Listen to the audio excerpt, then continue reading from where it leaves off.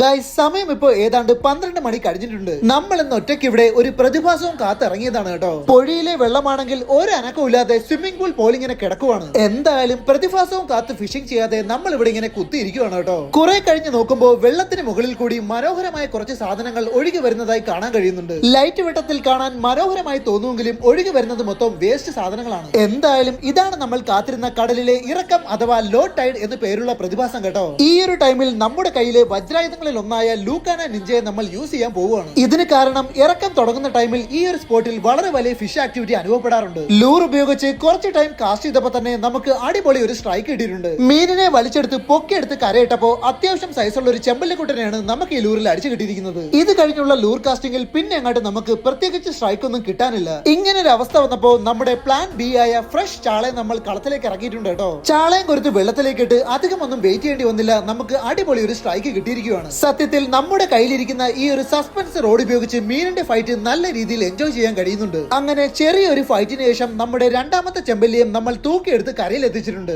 ഈ സമയമായപ്പോഴേക്കും പൊഴിയിലെ വെള്ളം നല്ല രീതിക്ക് ഇറക്കം പിടിച്ചിരിക്കുകയാണ്. ഫിഷ് ആക്ടിവിറ്റി ചെറുതായിട്ടൊന്ന് കുറഞ്ഞെങ്കിലും കുറെ ടൈമിന് ശേഷം നമുക്ക് പൗണ്ട് ഒരു സ്ട്രൈക്ക് കിട്ടിയിട്ടുണ്ട് കേട്ടോ. മീനിന്റെ തിരിച്ചുള്ള ഫൈറ്റിൽ നിന്ന് തന്നെ മനസ്സിലാവും ഈ കയറിയിരിക്കുന്നത് അത്ര നിസ്സാരക്കാരനല്ല. കുറച്ചു നേരം ഇട്ട് കളിപ്പിച്ചതിന് ശേഷം ആശാനെ നൈസിനിഞ്ഞ് തൂക്കിയെടുത്തപ്പോ ആശാൻ ചൂണ്ടേ നൂരി പാറയുടെ ഇടയിലേക്ക് ഒരു ഒറ്റ പോക്ക്. പക്ഷെ നമ്മുടെ ഭാഗ്യത്തിന് ഓടി ഇറങ്ങി ചെന്നപ്പോ ആശാൻ പാറയുടെ ഇടയിലേക്ക് പോയിട്ടില്ല കേട്ടോ. ഇവനാണ് ഇന്നത്തെ ഫിഷിംഗിൽ നമുക്ക് കിട്ടിയതിൽ വെച്ച് ഏറ്റവും സൈസുള്ള ചെമ്പല്ലിക്കുട്ടൻ. ഇവനെയും കിട്ടി. ഇത് കഴിഞ്ഞ് ചൂണ്ടയിട്ടപ്പോ ഫിഷിന്റെ ആക്ടിവിറ്റി നല്ല രീതിയിൽ കുറയുന്നതായി അനുഭവപ്പെടുന്നുണ്ട്. എന്തായാലും വെള്ളത്തിന്റെ ഇറക്ക സമയം നോക്കി ഇവിടെ എത്തിയത് കൊണ്ട് 3 ആശാമാരെ നമുക്ക് ഇവിടെ നിന്ന് കിട്ടിയിട്ടുണ്ട് കേട്ടോ.